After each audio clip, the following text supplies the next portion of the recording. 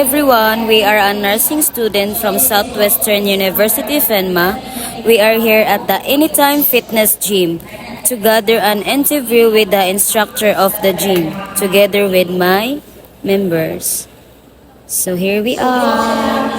Hello, sir. Good evening. I'm Lizette Arpeza from Southwestern University.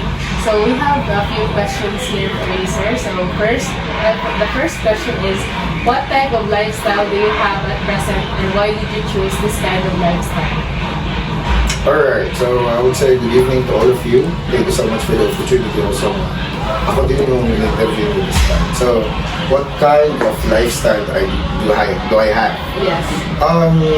Being a personal trainer right now, it's just like my lifestyle. Hindi naman siya perfect actually. It's just like I do my own training, I do my own healthy living, just like that. But at the back of at that point, it's like I can say normal person pa rin ako. Minsan, pag niya umiinom din. Normal yan.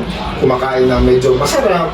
Ayan. So, in that kind of point, even though I'm doing healthy living, just like, huwag naman natin kalimutan yung point na where we came from. Just like that. So, example, syempre pinanganak tayo, pinapakain ng kanin, di ba? So, kailangan din natin kumain ng kanin. Most of the person kasi, if they do physical training or it's just like they're trying to be on their lifestyle, healthy lifestyle, they forgot to eat rice. Because they thought rice is, let's say, mataas yung carbohydrates niya. But it's just like, paano mo siya gagamitin yung carbohydrates? In that way, so ini-offer namin or nire-recommend namin sa mga clients namin at that time na kailangan mo kumain ng carbohydrates to have an energy para mag-training dito. So, thank you. Yun lang. And the second question is, what was your turning point that made you realize to engage in physical activity, and what keeps you motivated? Like, what was your wake-up call to engage in Okay. Since I was a child, I was engaged on martial arts. So, since I am 6 years old, I do training na ng martial arts. So, nagkakarate ako before. I do some competitions.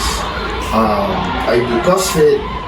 So, wala akong, I can't say na my turning point before ako nag-engage for physical activity. Just like, nung namulat lang ako, engage na ako ng physical activity. So, merong mga coaches talaga na before sila nag-start as a personal trainer, minsan, dati, palainom, palayosi, parang ganun. And then it happens, may nangyari sa kanila na nagkakasakit. Then, yun yung turning point. But for me kasi, iba, my parents engaged me to a physical activity. So, because when I was a child, sakitin din ako.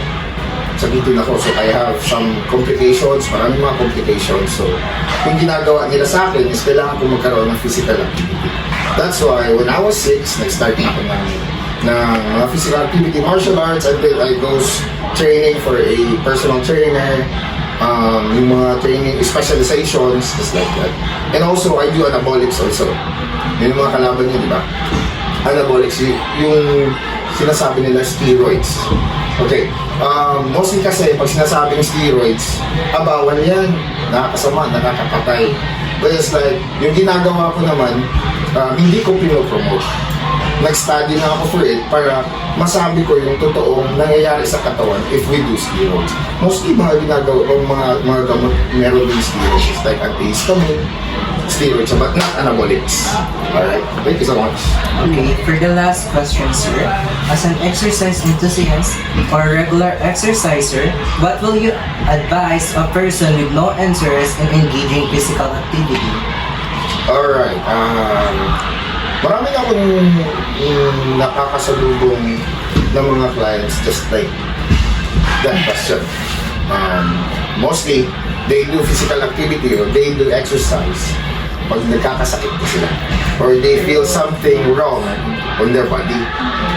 Or they got fat, they got obese, or they got more thinner. So, dun sila nag-start ng physical activity. But for me, para sa akin, kung paano ako magbigay ng motivation. Just like, wag mo na lang paabutin sa point na magkakasakit ka pa. Alright? So, kahit naman siguro sa bata pa tayo, when we are child, we are young, pinapatakbo tayo sa labas, diba? We run outside.